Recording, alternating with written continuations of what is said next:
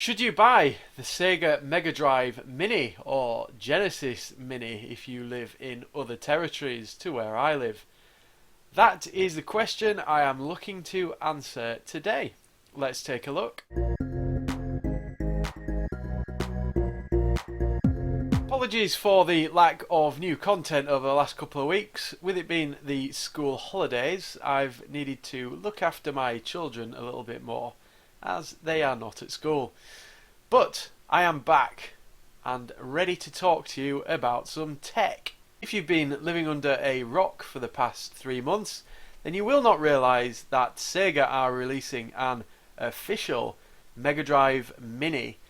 Now this comes out at the beginning of October, well October the 4th to be more precise, and it is a miniature Mega Drive or Genesis, as I may keep pointing out, with 40 games included, and it is quite literally a plug-in and play console, so very handy for those of you who like that. In the description below I will put the list of games that come on the Mega Drive Mini, which is very much different to the list of games of what I'm about to show you. So if you're watching this on a PC, you're probably not. Most of my viewers actually use a mobile phone. Interesting fact there for you. But if you are using a PC, then this may be of interest to you, or something you can do pretty much straight away. So here we have the Mega Drive Mini, which is available for pre-order from Amazon at the moment, and as I've already stated, released October the 4th, 2019.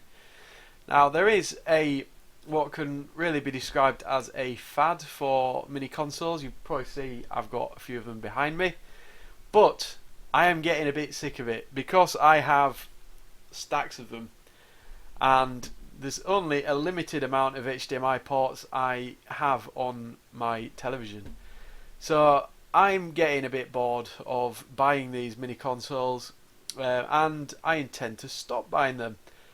Now that is my own personal opinion. You may disagree with me. This may be something that's right up your street, but we'll take a quick look at what you get for your £69.99, and I will show you a suitable alternative. So with the console you get the power cable, HDMI cable and 2 controllers. Now the controllers, just show you up here, are the 3-button classic Mega Drive or Genesis style controllers, which is quite good.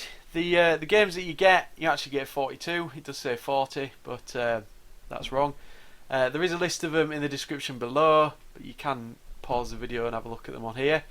And there's also a lovely image of all the box art here. So just while I'm on the page, actually, just have a look at some of the questions that are being asked about this device. So first one, will this play cartridges? Well, given that it's a Mega Drive Mini, that's highly unlikely, because the cartridge slot would be almost the width of the whole console. Will this take N64 cartridges? Why does it not come with a superior 6-button controller? That is a good question. And does it have cannon fodder on it? Well, the answer to that is no, because it's not on the list of games. So what is this marvellous alternative that you're probably watching this video to find out about? Well, I shall show you. So this is the HP EliteDesk 800 G1 Mini. You will notice that it does say that I have already purchased one, because I have. It's right here.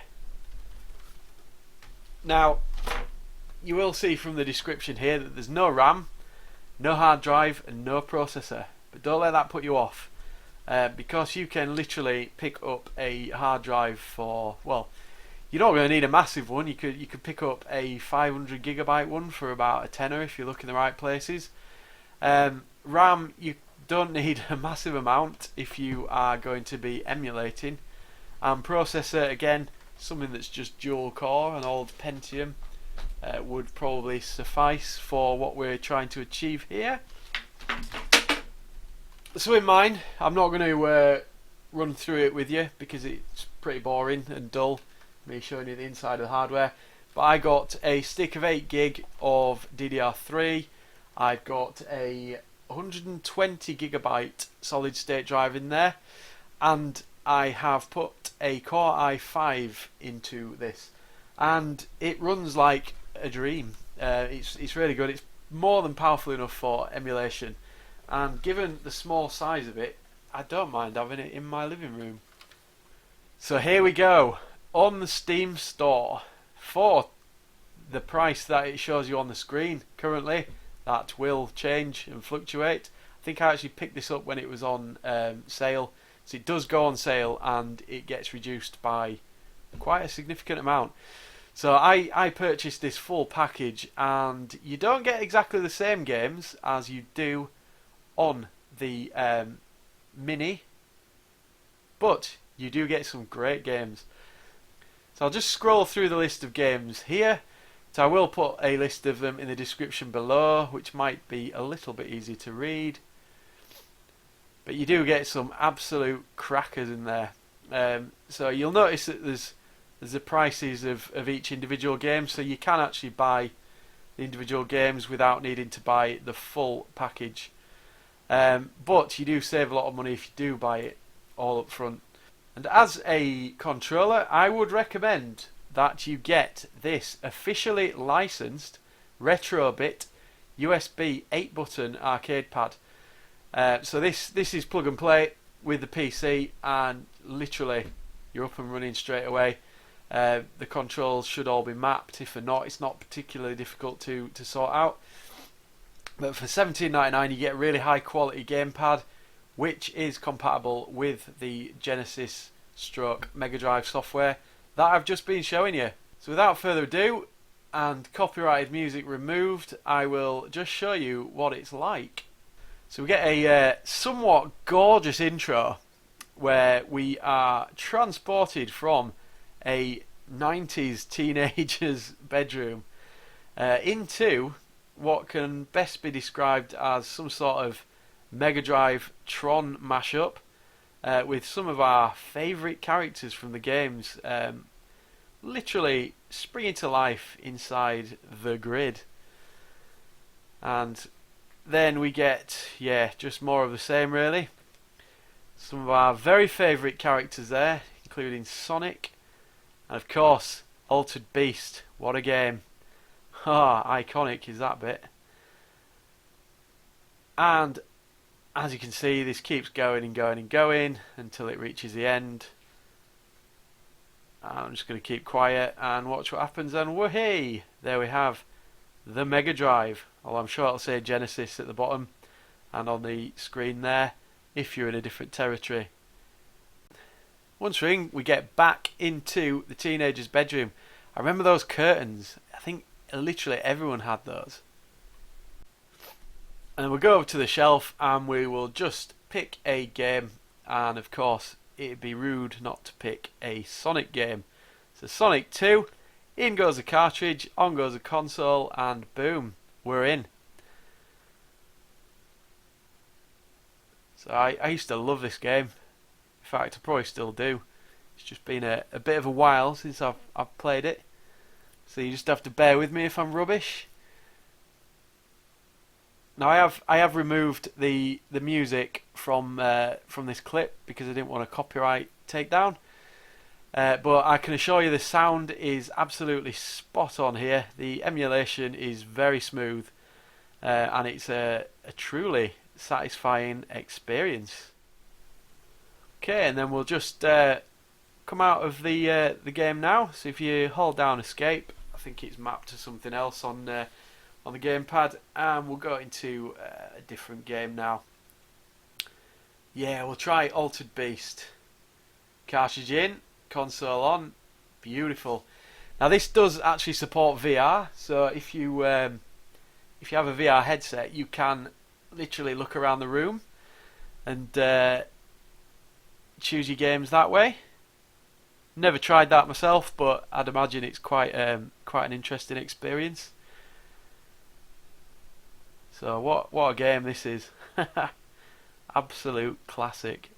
And of course it would be daft if I didn't show you the classic boss from this game. Amazing, absolutely amazing. So I'm not going to put frames per second counter or anything daft like that on here. As you can see, the emulation is very smooth. I mean, you would expect that from quite a high-end PC. But even on the low spec, side of things, you're going to get decent emulation from this. It's not exactly going to strain the majority of modern processors. Okay, and then we'll just come out of that because I've just died.